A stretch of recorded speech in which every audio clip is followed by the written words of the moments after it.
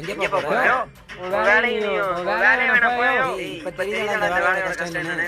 தம்பி என்னாச்சு? இல்ல திரும்பி போட்டாங்க. இல்லையா வேலை கிட்ட நீ ஏன் கிட்ட வெளில போறே?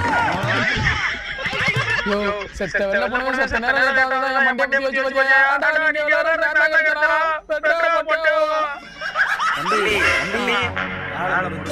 அம்மே அப்பா சே முடிய வெட்டி சலூன் கண்ணாடில பார்த்தோம்னா பாக்க வீட்டு கண்ணாடில பார்த்தா இந்த மூஞ்செல்லாம் பார்க்கணுமா